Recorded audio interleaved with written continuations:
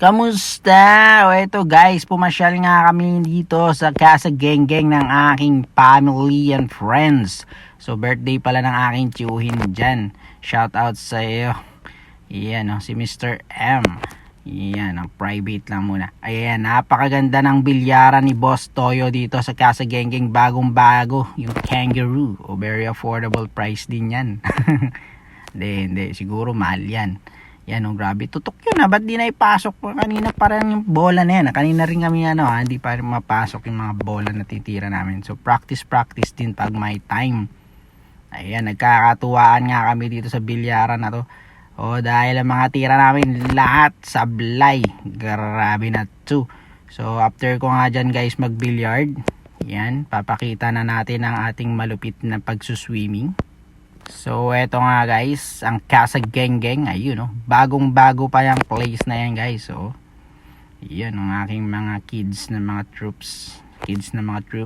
Siyempre ang ating mga kids nandyan din. Ayun, may mga nagsuswimming, mga relatives. Ayun, laki ng kanilang pool area, malawak yan guys. So ano yan, mga siguro nasa 4 or 5 4 feet. Yan, hindi kayo malulun, safe yan guys, grabe naman. Yung mga hindi malulung lumangoy, huwag kayong mag-alala.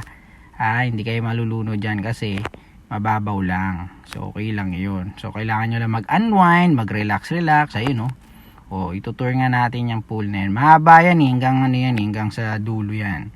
So paikot yan. So matatanaw mo yung mga nagsuswimming dyan. Yan, meron yung sa likod ko, merong parang tulay yan. May bridge na maliit. So lagusan yan sa kabila naman. Ayun nga sila. Ayun shout out kay Marian, yung ating pinsan. Diba? Ganda ng area na yan. Ayan mga tropa, nagiinuman. Ayun. Si Konsyal. Ayan, huli ka, Balbon. Nagawa mo dyan. Makain ka ng talaba. Ito pa mga manginginom, mga sunog baga. Nandito din guys. Ayun after nila magbilyar, grabe. Nag-inuman na nga sila. So habang ako'y nag-i-enjoy mag-swimming, habang wala pang nag-swimming, yan, sinamantala ko na.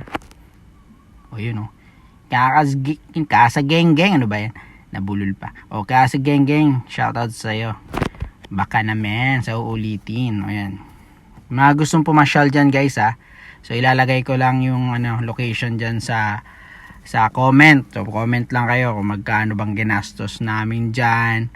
Yan, magkano ba yung booking?